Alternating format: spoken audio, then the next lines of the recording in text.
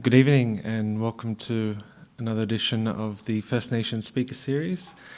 My name is Hayden Walsh. I'm the First Nations Advisor here at Sydney Living Museums, and tonight we meet on Gadigal land here at the Museum of Sydney and acknowledge all of the impacts and histories that have come from this place and this area, and particularly this site, that have affected and continue to affect First Nations people and communities far and wide from this actual site, and acknowledge all the elders and community that we work with and those that we're hoping to work with in the future.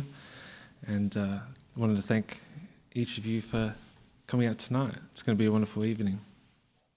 So the First Nation Speaker Series is a collaboration between GML Heritage, Sydney Living Museums and the Research Centre for Deep History at ANU.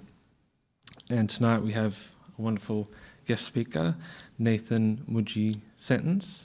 And Nathan is a Wiradjuri librarian and museum educator and currently works as the head of collections First Nations at the Powerhouse Museum. And just before I bring Nathan up, I just wanted to acknowledge the work that he's done just in that whole space, in the museums sector, and for someone like myself and other people who have come through over the recent years, the work he's done has paved a lot of ways for other positions and other people in this space. So I just wanted to acknowledge that impact and ongoing impact that you're making. And just a couple of quick things. So we'll have time for questions at the end. So think of some throughout the talk and make a note so you can ask them at the end. And for anyone watching on the live stream, feel free to pop some questions in the chat and we'll be able to get to them at the end. So just a quick introduction. Nathan will be talking about remembering and restoring. So storytelling approaches that he has taken to talk about uncomfortable truths and uncomfortable histories. So please welcome Nathan.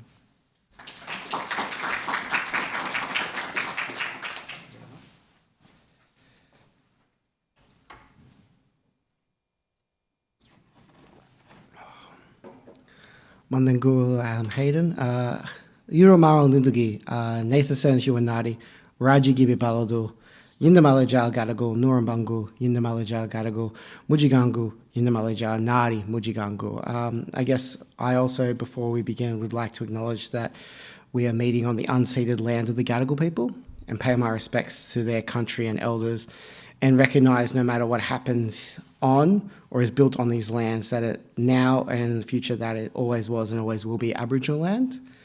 And I also like to state that I will try moving forward to not just acknowledge country in my words, but also to acknowledge country in my actions, such as committing myself to telling the long, true histories of these lands to the best of my abilities, which I believe the Sydney Living Museum is trying to do as well with people like Hayden, and collaborating with different communities to achieve this. I also, on a somber note, would like to say rest in power to Cassius Turvey, 50-year-old Ngunnawal boy that was taken from us too early by the hands of racism. Love and solidarity to his family, and love and solidarity to those who are attending the vigil tonight across this country. So how do we tell uncomfortable histories will be the focus of the discussion we will have tonight. How can we tell the long true histories of this land now referred to as Australia, especially when telling true histories in all their complexity can make many uncomfortable? Even saying that the history here is long and that post-invasion history is microscopic in regards to the human history of these lands that make up so-called Australia can challenge people, even though it's a fact. However, in many cases, we need to be challenged. We need to be critical. If terms like unceded or phrases like always was and always will be Aboriginal land make us uncomfortable, we should ask ourselves why. As a person that's history adjacent and considers themselves, especially in my former career roles, as a history communicator, I've been asking for years, how do we get audiences, especially, I guess, white settler audiences, to engage with uncomfortable and confronting exhibitions and learning tools, and to get them to understand that discomfort is temporary, but the ignorance or refusing to engage with these truths is not, and actually can be quite harmful. and have an impact. I'll be yarning from the perspective of someone who works in museums and has previously given tours and worked on exhibitions. And a lot of this yarn will be aimed at people who do the same, but I hope it's an interest to you all. This topic has shaped some of my work and interests me greatly, but I am no means an expert. There are people who have been in the space doing this work for decades, and there's probably people here tonight who have great insight onto this topic and have great ideas. So I want to frame this discussion not as sort of like a lecture, but really sort of more of an open question, and which at the end I'll be happy to hear your ideas on. I'm going to put my email at the end, so I'll be happy to hear your thoughts and insights. And because this discussion is how I've tried to tell uncomfortable histories in my career, uncomfortable histories will be included in this talk. This discussion will mention histories related to colonialism, for example, elements of genocide such as child removal, massacres, and potentially other elements of colonial violence. I do not go into these topics in detail, but I totally understand if you need to opt out. And lastly, while I will mention my work, this talk does not reflect the views of my current or former employees.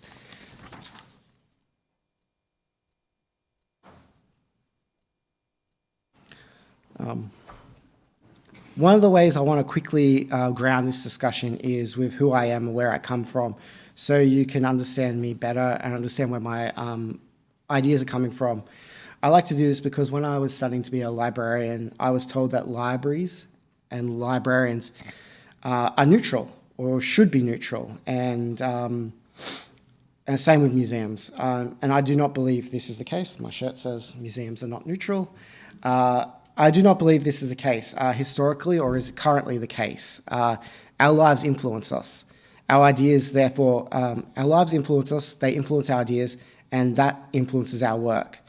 Additionally, many libraries and museums are government organisations which serve the government, which may or may not have an agenda, which is not neutral. And lastly, libraries and museums exist in a society with non-neutral power dynamics.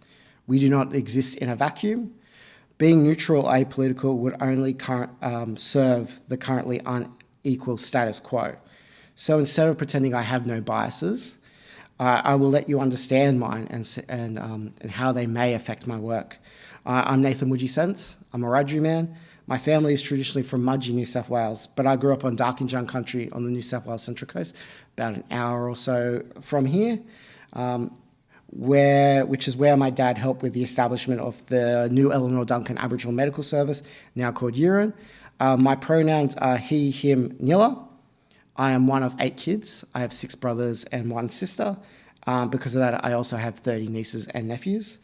I call myself mudyi Sentance because I'm a descendant of a famous Aboriginal woman called Dinah Mudyi.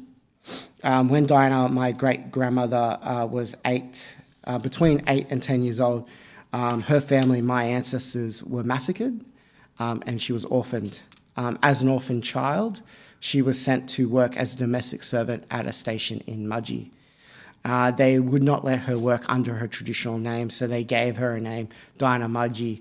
The story goes, they picked Diana because it's just a good Anglo name, and Mudyi because that was the town that the station was in.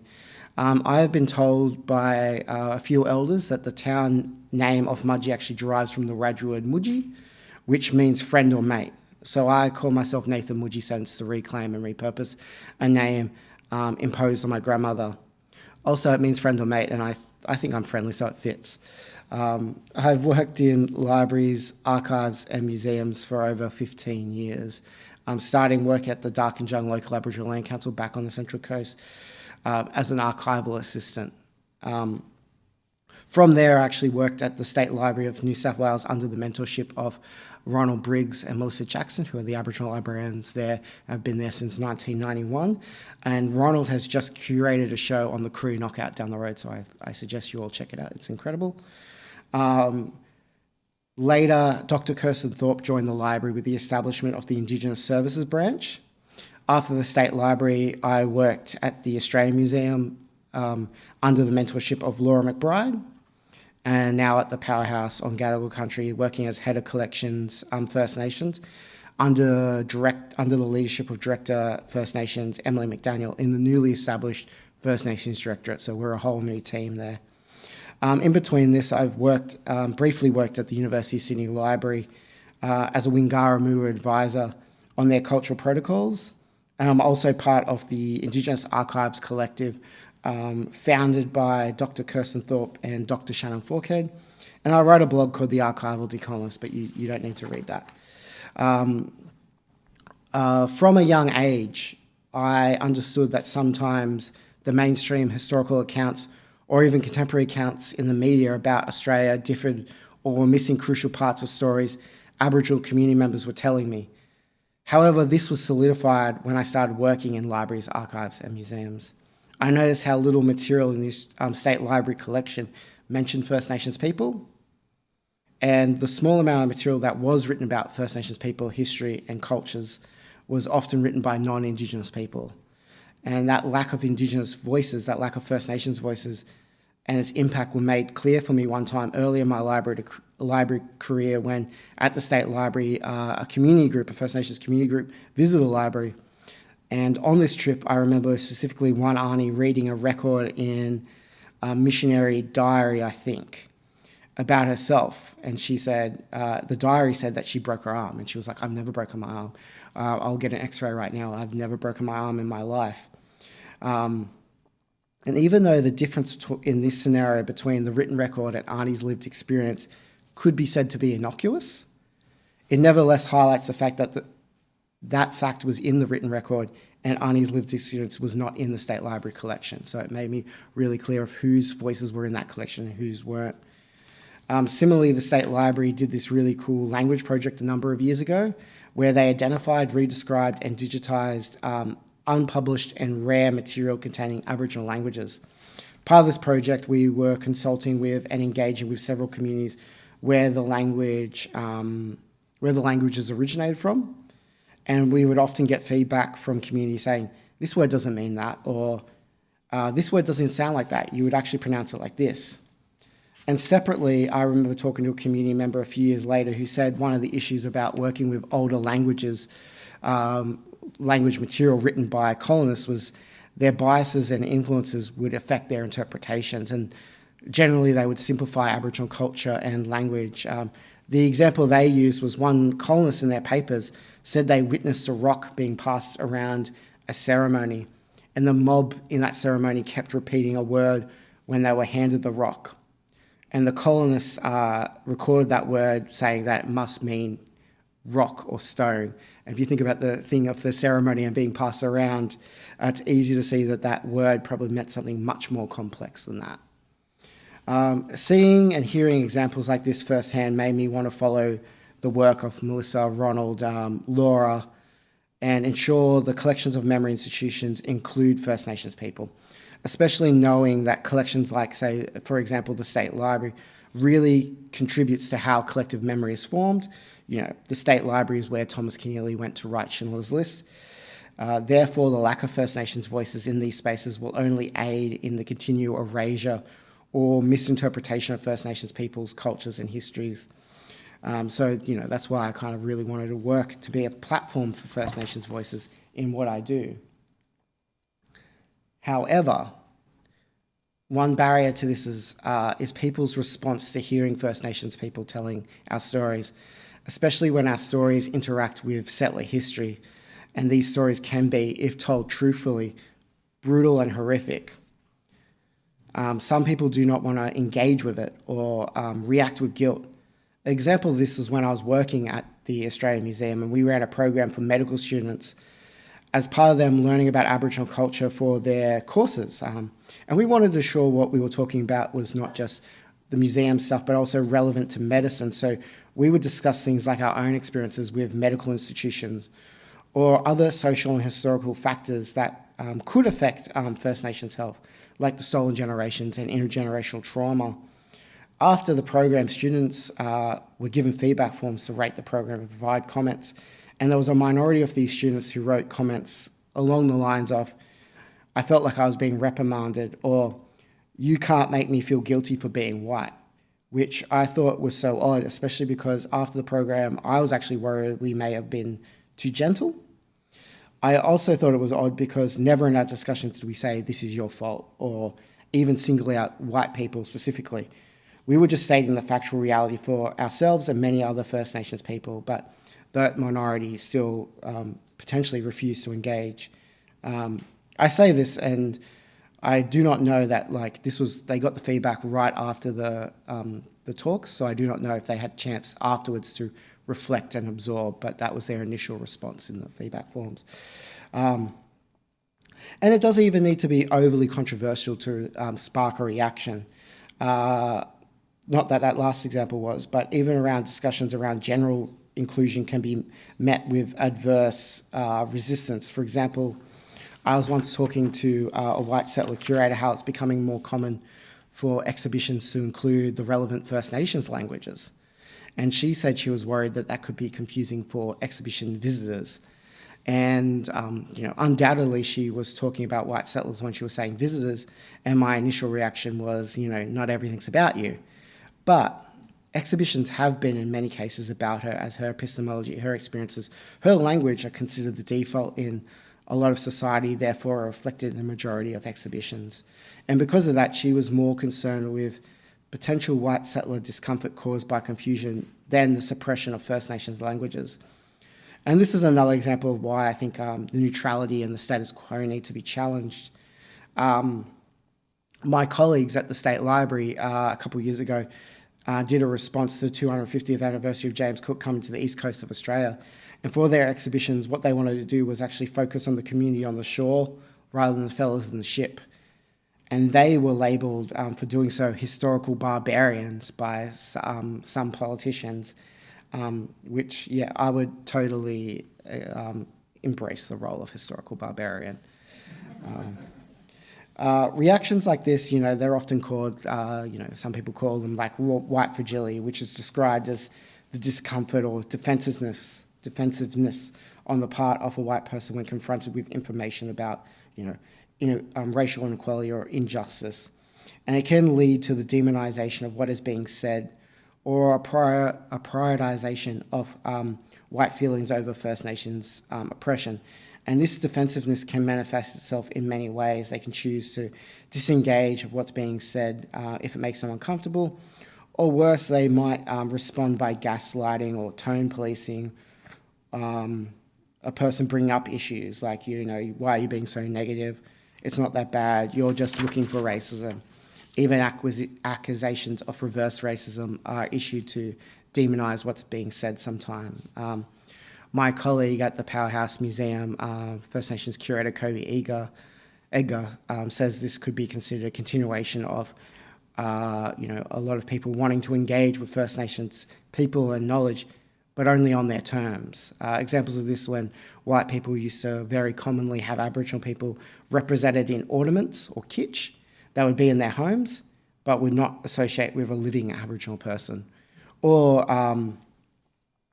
being interested in Aboriginal art as long as the art doesn't bring up politics. An example of this actually even happened to me in a small way. I was asked to write an exhibition label a few years back about James Cook because they wanted a First Nations perspective on him. So I wrote that he represents the start of invasion to many First Nations people. And this was changed without my knowledge to he represents the colonial encounter to many First Nations people. And I felt that the language was a bit soft and changed my message. And it also made me ask, what's the point of asking a First Nations person for their perspective or voice if you're just going to alter what it says anyway? And I can understand why it was done, and it was out of fear of potential backlash to something like white fragility. And while I think it's incredibly important to listen, absorb all feedback, understand different perspectives, even if they're wrong, it can lead to problems if these reactions or feedback are catered to without consideration. Like my previous example about the James Cook label, or in the example of those medical students.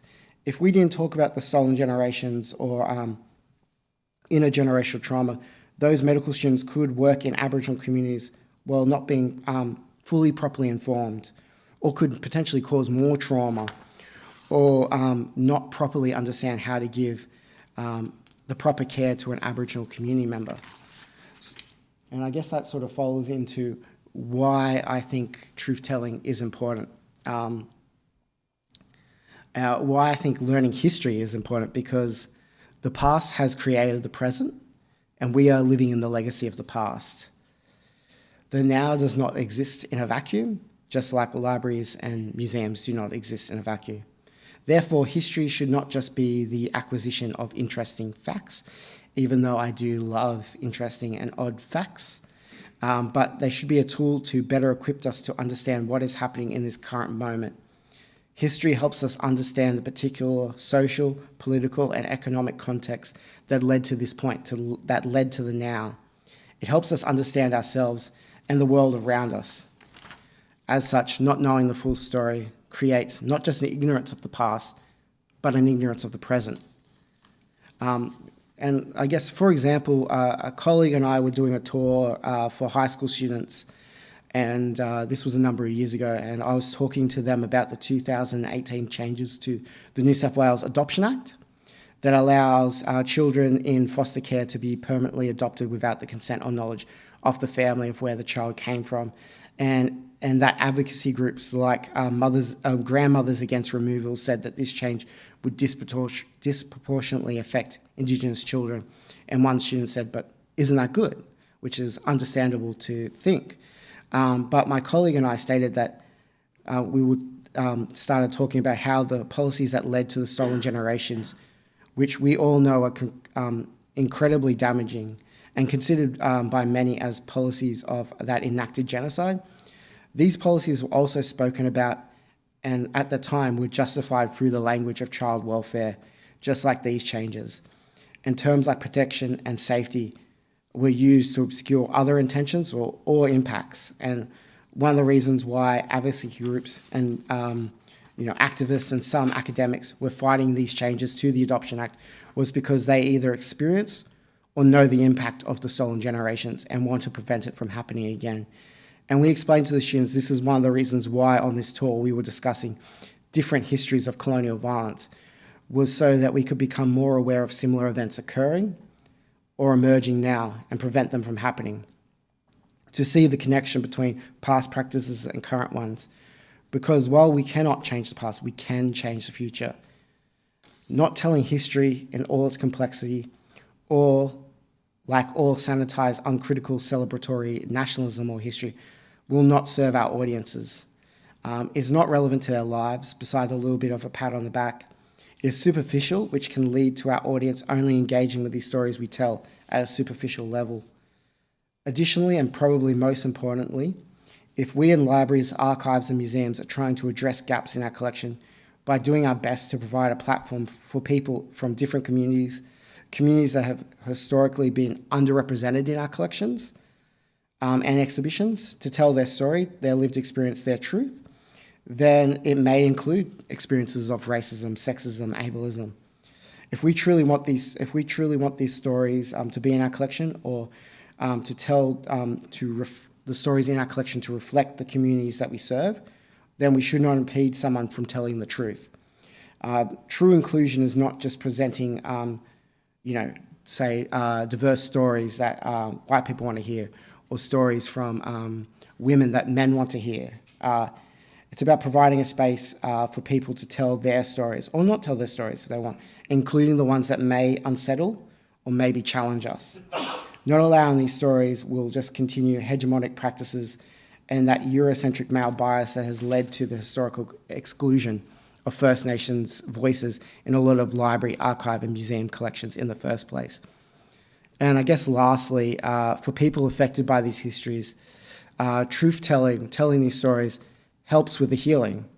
There's a term I heard called double trauma, which is where you experience a traumatic event, and then you experience a secondary trauma of having that event either minimalized or denied. So you may have been traumatized by being taken away from your family and then told that the stolen generations were for your own good, or that that didn't happen, or mob experiencing racial profiling and told that there's no racism in Australia anymore. while we need restorative justice actions to redress this trauma and anti-racism action to change systems, just being heard helps. Acknowledgement of these justices is the first step in rectifying them. And I guess that is why we need to tell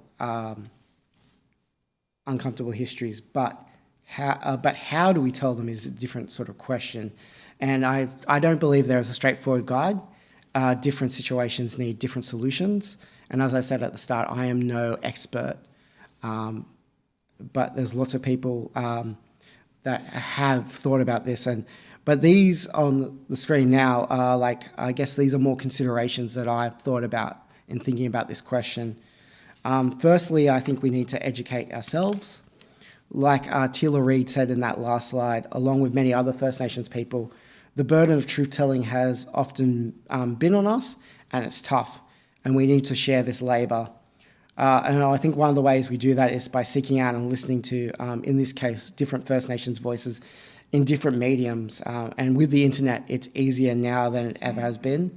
And there's lots of mob that are actively advocating in different spaces that are easily accessible.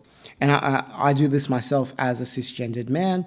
I seek out Aboriginal voices, Aboriginal women's voices to get a perspective that I don't have and understand experiences that I don't have. I also seek out the voices of trans and non-binary writers and voices on platforms like Twitter, so I can hear their perspectives and understand how I could be a better accomplice in supporting and ending, trans oppression and confronting my own biases that may be complicit in the patriarchy or systematic transphobia. And understanding, and also I think the important part of this is understanding that educating yourself is a lifelong journey. It's continuous, just like the fight for equality. And I guess another step you could do is sort of amplify first. It's one of the most important ones is just to amplify First Nations voices, which I think is the actual goal rather than telling uncomfortable histories. I think the thing is about providing a platform and sharing, from a museum perspective, sharing institutional resources to amplify First Nations voices, telling their truth. And for us in memory institutions like museums, libraries and archives, I think it means not being curators, but really just being facilitators for the community to tell their story and just creating space for this. And uncomfortable histories may be the focus for a lot of mob because a lot of mob want to share their story because they want to advocate for change. But this actually should emerge from communities' wants rather than institutional needs or institutional wants. And safety of those telling their truth should be a consideration when amplifying First Nations voices. For example, I recently attended a panel for 3 aunties sharing their experiences being part of the stolen generation. And there was a conscious decision at the start of the panel to tell the audience that these stories will be upsetting for the panelists. And as such, there will be no Q&A for the audience. And when the aunties, when the aunties left the stage, if it would be allowed for them to leave undisturbed if they choose. But if the aunties will talk to you, but they can make that decision if they want to stick around to to the audience.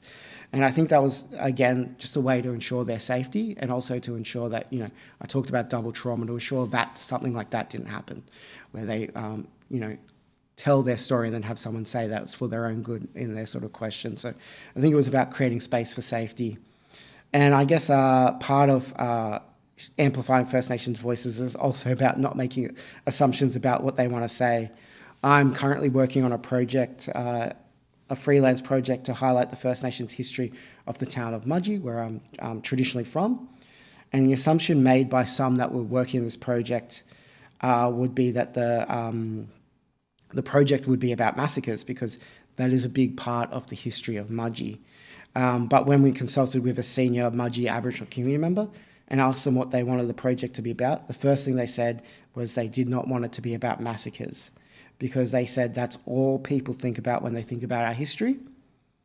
They think we're dead and gone. Instead, they wanted the focus to be on Wiradjuri language. They wanted to tell a story about regaining and continuation rather than loss. And that is not to say that the histories of massacres should not be talked about or that I think that's, but it's more about, I think it's important to collaborate with the community that's most impacted by these histories, and consider with them when and where this history should be told. And I also still think that even talking about the Wiradjuri language and the revitalization methods is still, in its own way, truth-telling. And I guess this leads to my next point, to think about who is being centered, and this is in regards to both audience and storyteller. As I said earlier, a lot of audiences, the default audience for a lot of, the thought about default audience for a lot of museums is white middle-class settlers, and we of course have to be mindful of that. A lot of them need to hear the true histories of these lands. However, I don't think we should overly cater to white comfort in our pursuit to tell the history that we think they need to hear. And if we do solely focus on this audience, they may continue to be our only audience or our main audience. Again, I think the communities that are most impacted by the histories we want to tell have to be the people that we consider the most in terms of audience. They should be who this is for. And even this can lead to, in its own way, another truth-telling or sort of disruption of normative practices. For example, for the Gaddy exhibition done by Laura McBride and Courtney Marsh in consultation with a number of Sydney elders and traditional owners, when we were writing the labels for that exhibition, we used first person with permission of the community. So the labels didn't say Gadigal people did this, or it said we do this. And this way the communities are the storytellers. It also prevents othering, we thought. We thought it stopped a sort of a version of us and them, which often occurs in exhibitions in natural history museums of people outside the dominant culture. And I guess a few other points, I guess, are kind of sort of interconnected, which is to connect the past to the present, and also to understand that oppression is not about individuals, it's about systems. And I guess it again comes to what truth-telling is about, which I do not believe is to make people feel bad. It's to acknowledge harm was done so it can be redressed. I think it's about helping, I think this is helped by not casting or focusing on colonial villains, but rather focusing on colonial systems, which those who potentially could be considered villains are a symptom of, and to focus on the redressing of harm caused by colonial systems, and to understand how colonial systems may have manifested in today's society, which I guess is a component of connecting the past to the present. And I guess also talking about that art can ask the hard questions. Museum of Contemporary Art's senior Aboriginal curator, Keith Munro, I've heard him say that Aboriginal artists are our documentarians. And I think that's true. And I think that in light of being excluded from like library and archive collections, Aboriginal art has been a way for us to tell our stories, to tell our truths, and to document how we've been impacted by colonialism. I also think that art is actually one of the more powerful ways to change perspectives, because I feel art invites interpretation, invites investment by the audience. And when done well, I think art is a question. And I guess sort of looking at that next sort of point, in regards to art, I think there's always a time and place, and it should be, in many cases, provocative. But, and I guess this is just a personal preference of mine, I am not in favour of art that is shocking just to shock, which I understand is subjective. If you're trying to shock, I believe there has to be a strong reason behind it. I think you need to ask, what are you trying to achieve? Will this shift perspectives? And again, has there been input from or consideration to the community that's most impacted? Because you don't want to just re-traumatize communities that have already experienced this history through your art. And also too, sometimes I do believe that if you're just aiming to be provocative or to shock, you will get your audience to disengage. So again, yeah, it's like, are you going to try to shift perspective? And I guess have an opt-in approach. I think it's important to tell your audience what the content is, so they can make an informed decision if they want to take part. And I included one at the start of this talk.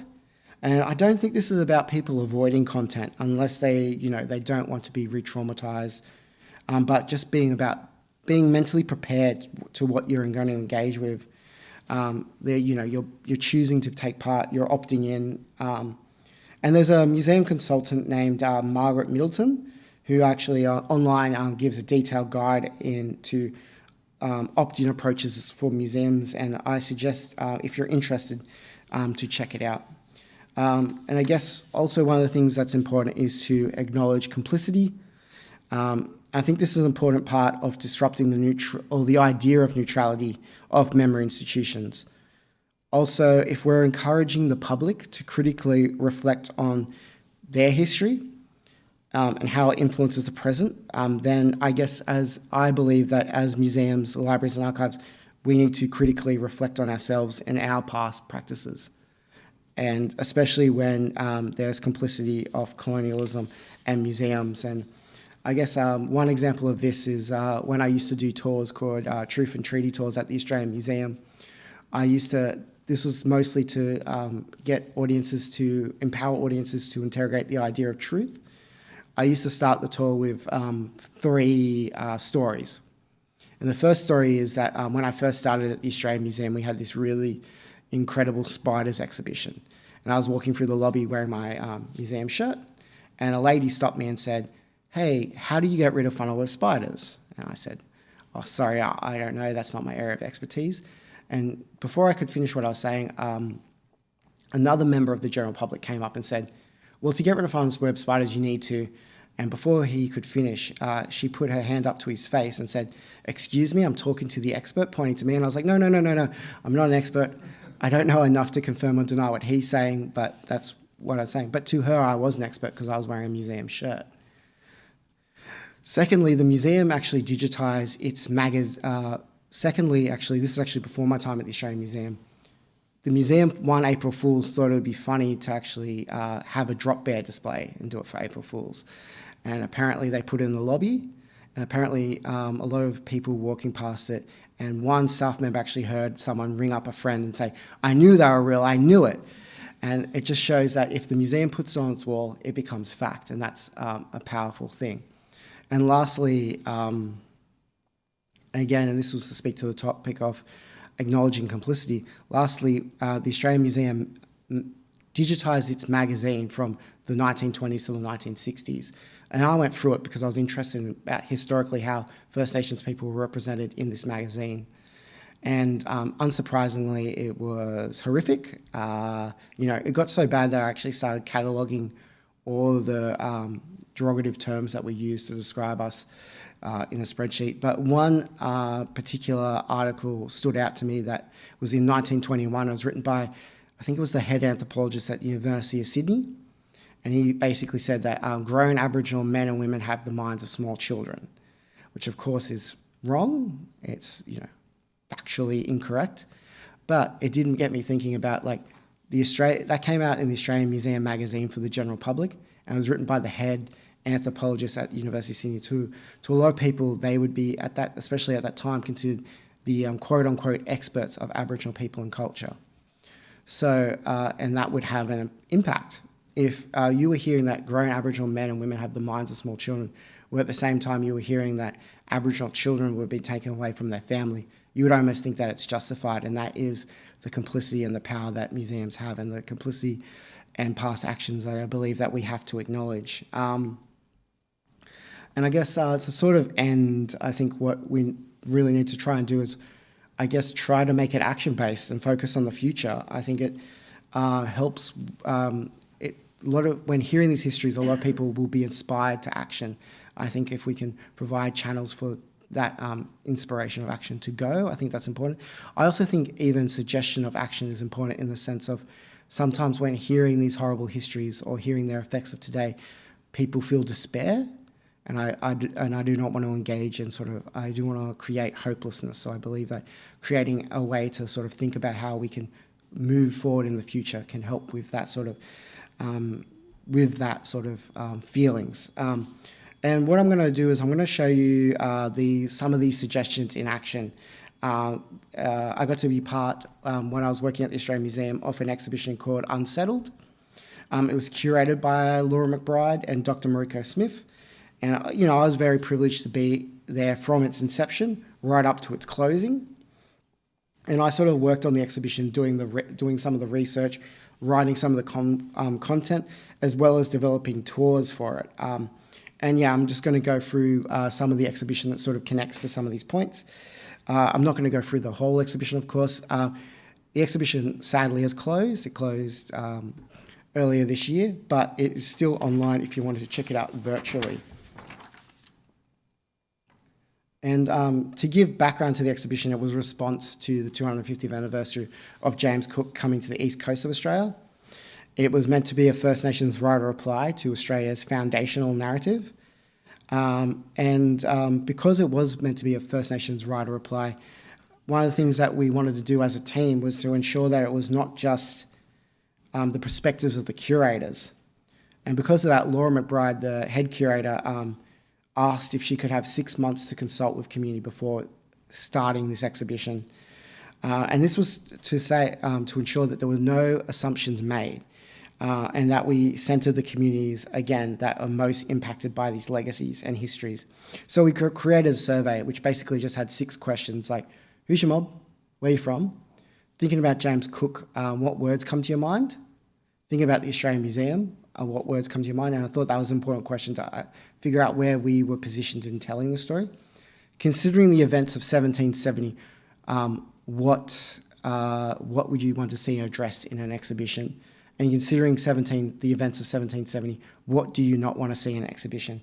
And so we put this out to a lot of First Nations communities. We did a lot of it in person at first, and then we had 1 week where we had it online. And in that time, we had 805 responses. And this map actually just shows all the different mob represented in the survey. So we got all major cities. It's very New South Wales focused, but that's because that's where we physically could easily get to do more consultation. And going from those questions, unsurprisingly, a lot of mobs said, when we said, what do you want to see? They said, we want to see our side of the story told. We want to see the truth. And same with what they don't want to see is they don't want to see the story that they heard in high school was a response that we got a lot.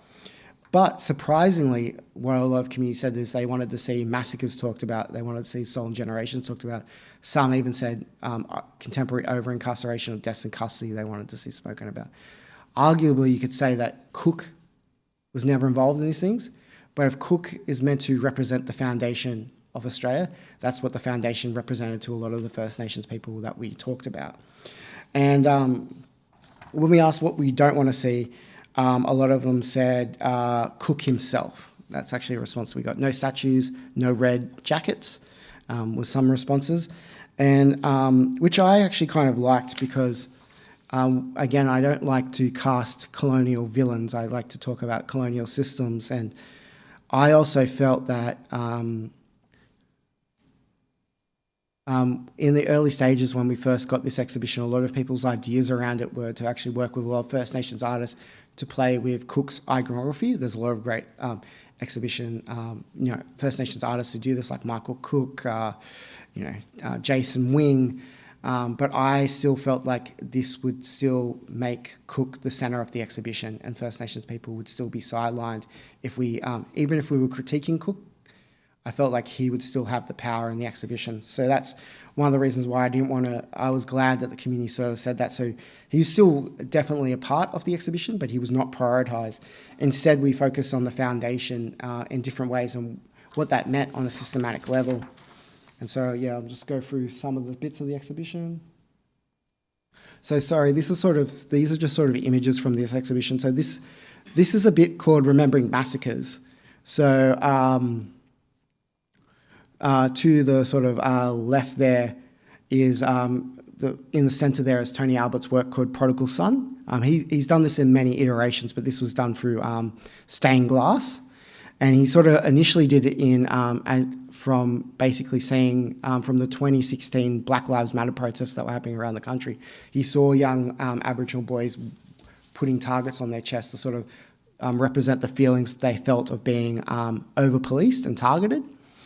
And then next to it was sort of an information thing that we got from the Guardian article in 2019 that basically said that since the 1991 Royal Commission into the Aboriginal deaths in prison in custody, over 450 Aboriginal people have been killed while either in while in custody of police or prisons, which roughly is about one a month, a little bit more. So that was, and the numbers have gone up since 2019, sadly. So, but the reason why we put this in the section of remembering massacres was because it actually came up in a couple of our responses to the survey and saying, what do you want to see? And some did say, deaths in custody, but one person actually referred to them as modern day massacres. So that's why they wanted to see it. And again, I think that's an important thing to sort of talk about the connection of the past to the present, as well as sort of talking about, in that sort of thing, that's very, talking about the justice system.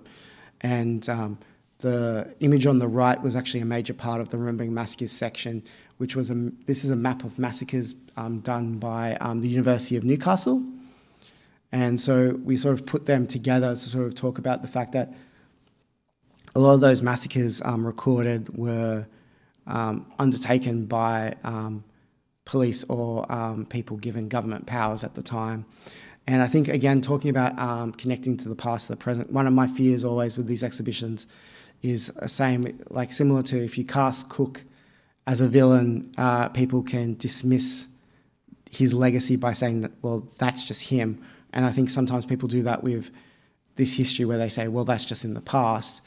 And I think the massacre map shocks a lot of people because the last documented massacre, the Coniston massacre in Central Australia, happened in 1928, which is less than 100 years ago.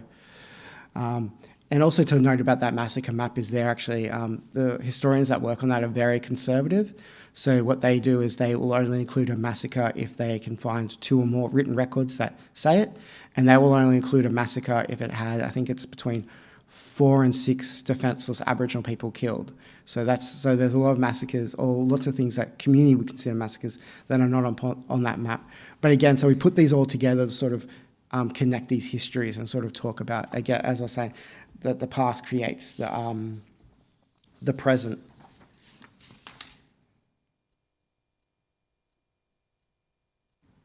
And this is a section that I actually worked on. This is a selection of newspapers from the 1830s right up to 2019. So these are all just newspaper headlines. In front of it's Danny Mellow's work, Hear No Evil, Speak No Evil, See No Evil, which again I think was, we wanted to include that artwork because it sort of spoke to the feeling that we felt from a lot of the respondents to our survey, basically saying we want our story told or we haven't heard our story before. But this is also to speak about, this is also a section where we can speak about our complicity in our history. And I thought it was important to do it somewhere in this exhibition. So you can't see it in this image, but there's actually, behind the kangaroos there and throughout here, there's actually Sydney Morning Herald articles, because previously the Sydney Morning Herald would highlight what's the new donations to the Australian Museum. And, it can be quite shocking to read, but you'd read donations in the 1920s that would be like, donated to the Australian Museum a bat, donated to the Australian Museum 2 pelicans, donated to the Australian Museum an Aborigine skull. So there would be this history, and I think, again, that's a past practice that the Australian Museum was involved in. So again, if we're going to ask people through this exhibition to confront their histories, we need to confront our own. And I think that's why we sort of included it.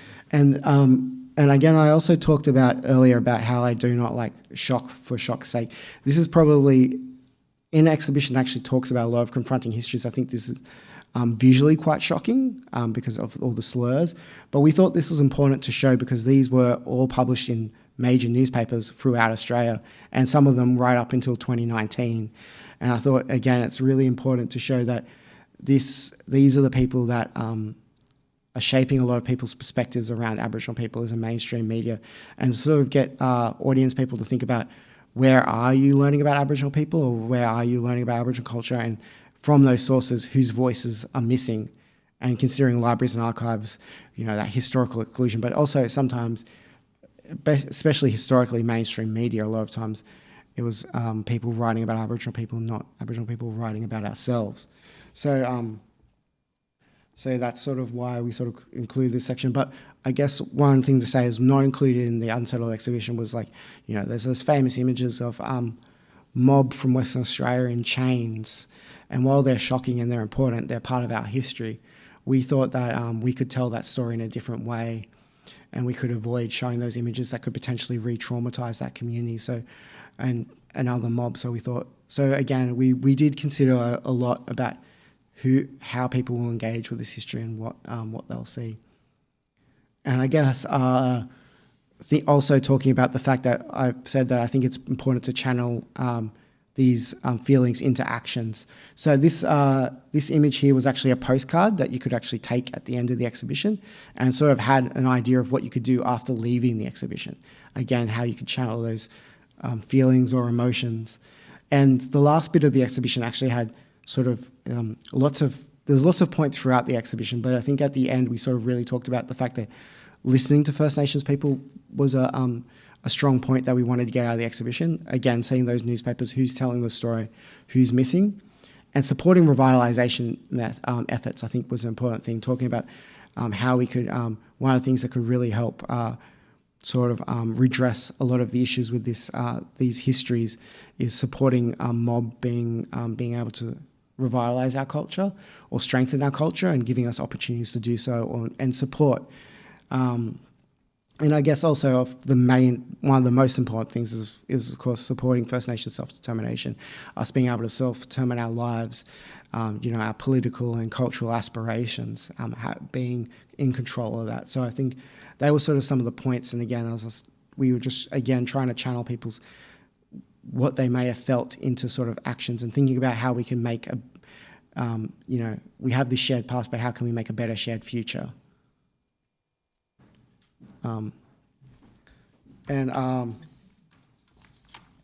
I guess this last bit is actually just to show you.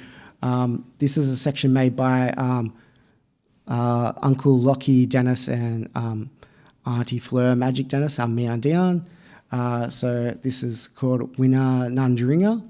So this is actually how the exhibition ended, and so you can see these giant spears and giant shields. This space was actually to be sat in.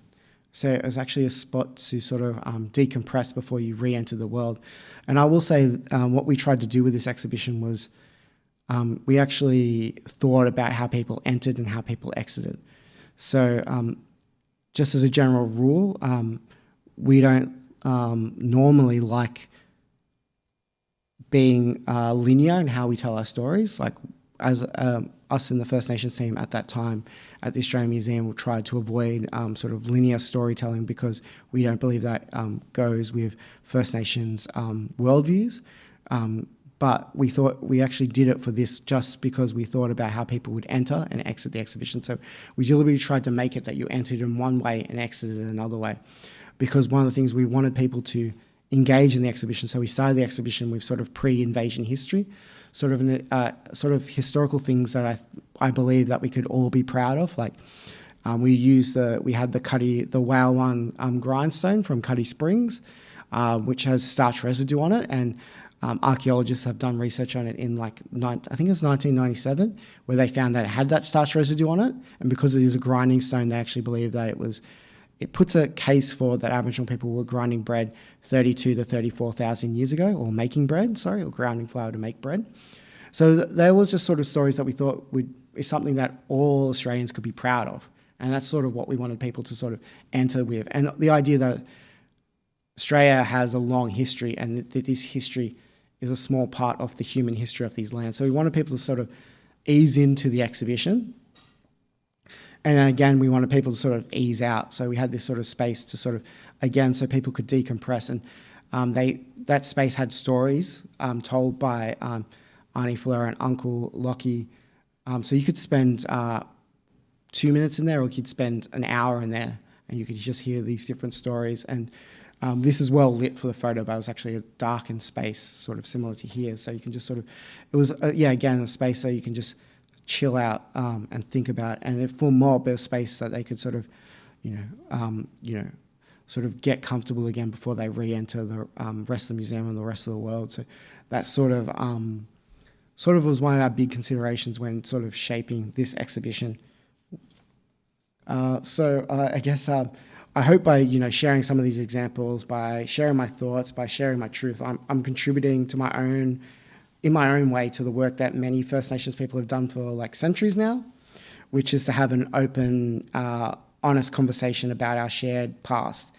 And collectively, we can empower First Nations truth-telling. As I said, I think it's necessary to heal and create change leading into the future. And these histories, our history is challenging to tell, to hear, to experience, but it's a challenge we must face. In Wiradjuri, Gariyala means to speak the truth, and I believe that's our responsibility to do so. So I will continue to do my best to support people who do this, who embody Gariyala, and I hope you all are embracing that. Mundan Guru, thank you to you all. Thank you to Hayden, and thank you to the Sydney Living Museum for having me, and all the other people that are involved in organising this. Mundan Guru.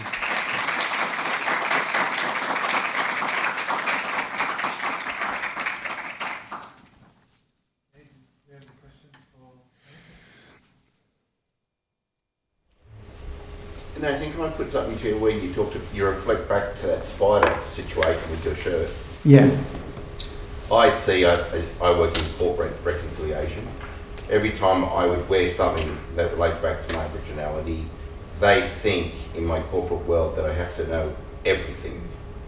I must be empowered with knowledge from Cook right through to what the voice means down in Parliament. That's a strain, I believe, on Aboriginal people, that they don't have the power, and nor is it being taught at school. So there's a real disconnect right now where truth-telling and storytelling comes about. What do you think of that? Yeah, I think that's 100% true. One of my friends, Kirsten Thorpe, she wrote this in her PhD. She wrote this thing. I don't think she came up with it, but it's called like identity strain, where it's basically the strain. You sort of articulate it perfectly, where it's like, and there's also lots of things where your identity outside of your work role would not be, you're not asked to sort of do. I remember talking to one of my friends who's works at a library, and his role is digital librarian, but he's Aboriginal, so he gets asked to do the NAIDOC events and stuff like that. And he's happy to, but he's also like, this is work. You got to recognize this is also work outside my role. And I think a lot of Aboriginal people, we're one of few in a lot of organisations, and we get asked to do a lot. And I think I think that's more. I guess it's hard because we just basically have to explain that to people, and then people sort of still push back on us. So I guess it's a tricky situation, but I fully understand what you mean, where it's like, I don't know the history of, I don't know the history of everything. I don't know, today even someone asked me, do you know the history of land rights in Darwin? And I was like, I can maybe find out the same way you find out by Googling, but I don't know personally. So so I probably don't have a good answer, but I will just acknowledge that that's a truth. She says, thank you so much, Nathan, for your amazing presentation. I'm interested in your thoughts on to hear more about museums and their power of reconciliation and being a vehicle for change. Could you talk more to that, please? I think museums probably have that power in the same way that education has that power. Lots of audiences come to museums. I think it is one of the places that lots of people. I think, as I was saying, one of the issues with our complicity, museums' complicity, is the fact that a lot of people see us as an authority. So again, I think that issue with that article I was talking about was the fact that a lot of people see the Australian Museum as the experts, quote unquote, of Aboriginal culture. So what we say goes. But that power is also good. So if we share our institutional resources with mob to tell their stories, it means it gets to a wider audience. And also it gets that level of authority, I think, that I believe that is quite powerful in helping mob. But I also believe that I think Well, I do not believe we should ignore museums. I think they are, as I was saying, they're powerful institutions. They tell our history. They're part of sort of identity and narrative forming. But also at the same time, one of the things I really think the power is in is supporting a lot of local First Nations community organisations. I think some of those, tourism organisations, they'll embed truth telling in their tourism of the land, even if it's just telling the pre-colonial history of some of the flora and fauna that you come across. I still believe that's truth telling, and some of those Aboriginal-run museums and keeping places on country. I think empowering them will help a lot, especially on a local level with truth telling. So I think that's where I stand. Thank you for sharing your knowledge and your presentation. I'm actually interested in the stark differences between written form and oral form, or written tradition versus oral tradition. And even thinking about the fact that certain massacres wouldn't be considered a massacre because it was no written record of it. And a lot of scholars think that by trying to put an oral tradition, a lived tradition in written form, you're capturing it and cutting it off from its source. So I guess my question is, what role do you think the written form should take in archiving and building, that collective history and collective remembering? Yeah, I think it's really important to think about, because as I've said, and you sort of alluded to, historically a lot of voices have been excluded because of a supremacy towards the written word. And the fact is, and I'm stealing this from someone else, but they basically said that lies written down are still lies. And I think, and it's the same, and I think there is, I don't know why a diary would be considered more important than someone's story, but I do know that there are a lot of people are looking into how we could capture oral histories into the archive, but I think there is trepidations with it. I'm not talking about from a history perspective, but more from mob's perspective of, one of the good things about oral histories is you can, in a lot of ways, control, or certain ways contain, who hears these stories. Once you sort of record it, and if it gets into an archive, you may not be able to control who hears it in the future, especially with, it might not be an issue with you sort of telling sort of your experiences with colonialism, but if you're sharing cultural knowledge, that may be an issue. I think there's, again, I think that's where those independent archives and, cultural centers may be a good spot, or embedding a lot of I think one of the previous people who's done this speaker series is the famous lawyer Terry Jenke, who's worked in Indigenous intellectual and cultural property. I think embedding some of that sort of infrastructure into our spaces, where mob have the right to withdraw their information if they feel like the museum is using it unethically, or the right to say who can access it or who can engage with it. But I know with a lot of cases, a lot of mob have been trying to. I think they create a lot of their independent places in response to these bigger places, and I guess and the different ways you can sort of tell stories. And I think, but also it's been proven, around the world, that oral histories are stronger than people think they are. There's a story, I think I think it's Bundjalung country or Gumbayi country up the north coast of New South Wales, where they tell a story about events that happened arguably 12,000 years ago. So they are strong. So I think it's about what we think about history. I even think about that in terms of even museums. I think that I think sometimes in museums we have such a focus on material preservation that we actually forget about stories, and that's the actually thing that we're really preserving. I've heard about museums that actually work as a museum / community space where they'll have things like grindstones from the community, and they'll have them available for the community to use to actually grind bread. So they're a museum object, but they're also being consistently used, and that's actually part of their power. It's not just to be able to tell the story, but also being strengthening a living culture. I hope that answered your question. Okay. Could you share some exciting things that you're working on at the moment or coming up in the future? Sorry, yeah, I'm a part of the Indigenous Archives Collective, and one of the things we've worked on is we released it last year called the Statement for the Writer Reply. The writer reply is a journalistic term. It sort of means if you are to write about someone in, like, say, like a newspaper or something like that, you usually give them an opportunity to respond to that in the same platform that you have spoken about them.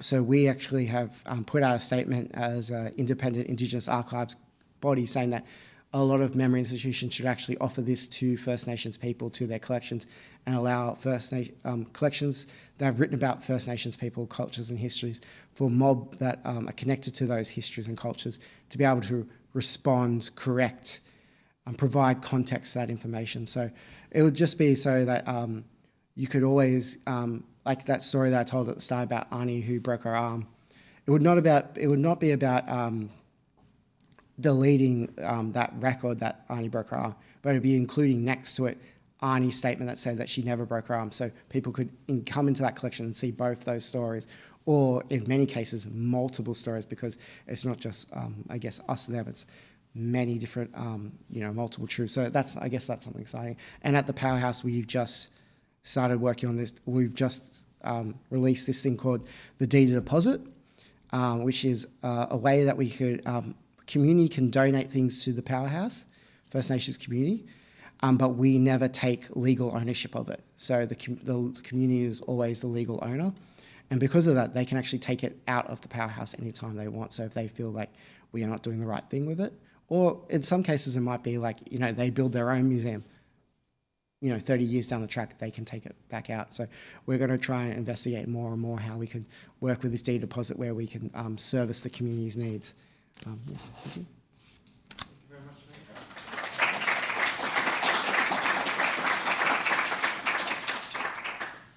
Thank you everyone for joining us tonight.